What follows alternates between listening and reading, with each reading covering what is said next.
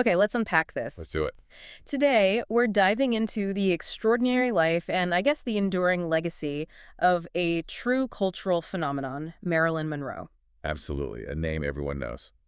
You've shared some really fascinating sources that pull back the curtain, not just on who she was, but maybe why she still fascinates us so much decades later. Right. That's the core question, isn't it? The why. So, our mission here is really to extract the key insights, understand how Norma Jean Baker became Marilyn, the icon. The transformation. Yeah, and how that image, that indelible image, still shapes how we remember her. Mm. And, right from the start, our sources hint at something unique, this palpable energy she created. Oh, the hum. I found that detail fascinating. Yeah, this distinct hum that apparently gathered and swelled in a room, changing the whole atmosphere, Right. even before anyone saw her. It suggests something almost otherworldly, a presence. It's a powerful image, isn't it? Suggests her presence preceded her, like some kind of magic she carried.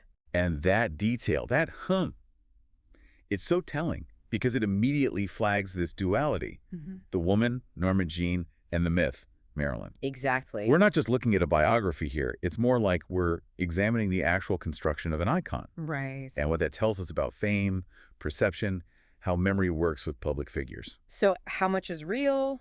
How much is the image? Precisely. How much is the person and how much is the, carefully curated or maybe even accidentally created public image that just took on a life of its own? Okay, so before we get to the dazzling star, let's ground ourselves a bit. Her origins. Norma Jean. Norma Jean Baker, exactly. Our sources show her early life was, well, a world away from the glamour. A stark contrast. It's Yeah. really crucial context for understanding the woman she became. So what were some of those early struggles? How did the sources suggest they shaped her? Well, she was born Norma Jean Mortensen, though she later used Baker, her mother's name, in L.A. June 1st, 1926. Yeah. And her childhood was incredibly tough.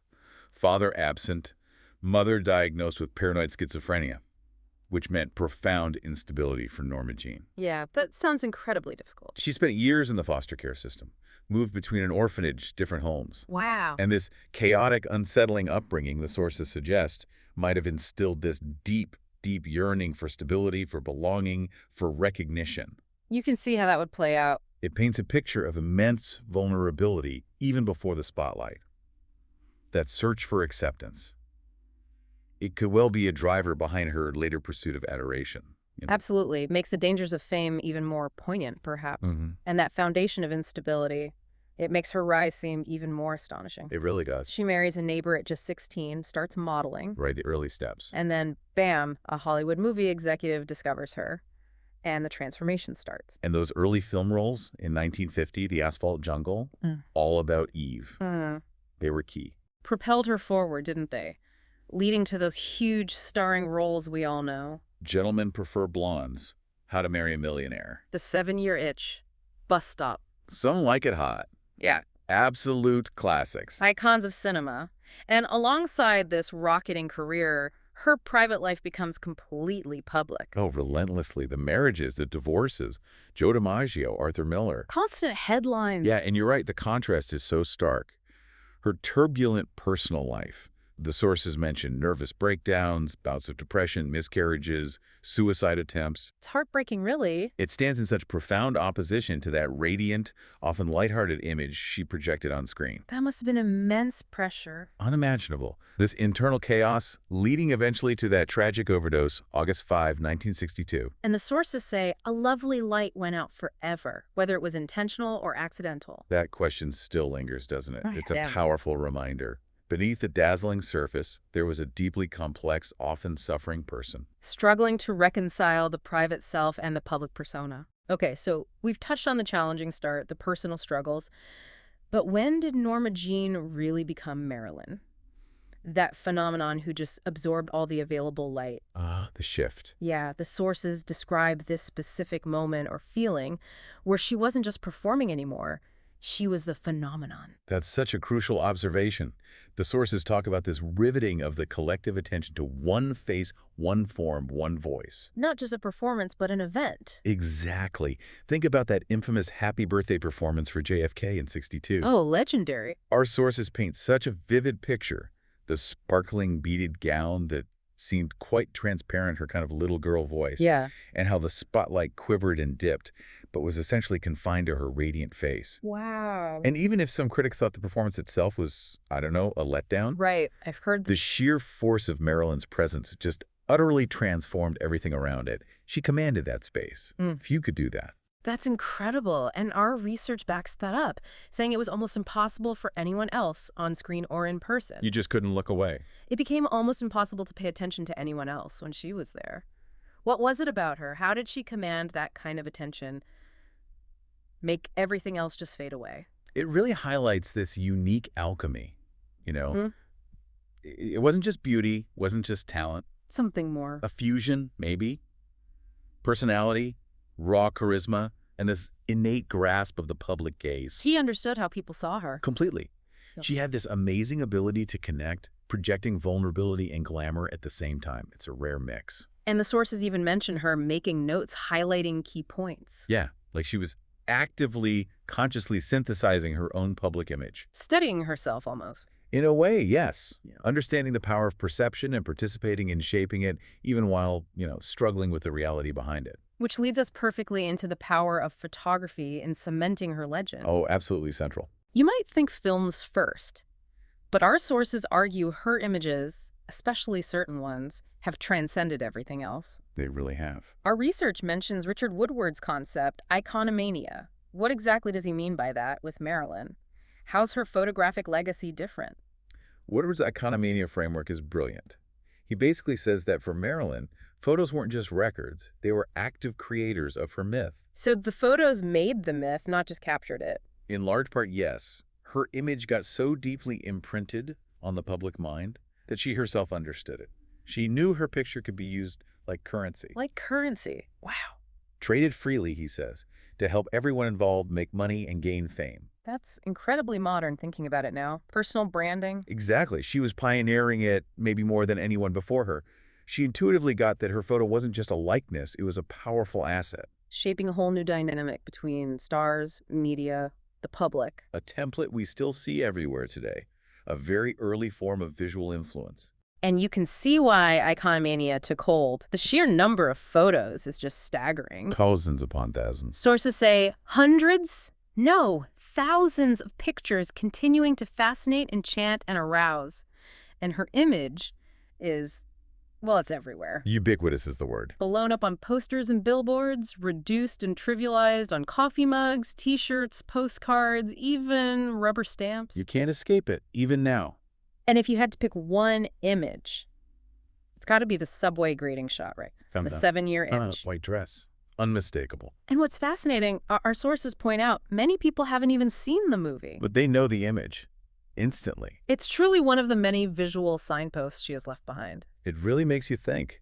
How many famous people truly last beyond that sort of 50-year rule for notoriety? That natural fading from public memory. Yeah, once someone's no longer actively producing work or living. Yeah. But Marilyn, she clearly defies that. She seems bigger than ever, almost. The sources call her a legitimate icon on several counts, continually increasing in renown, especially compared to her peers, And the pictures keep circulating. creating this overwhelm in the public's popularity.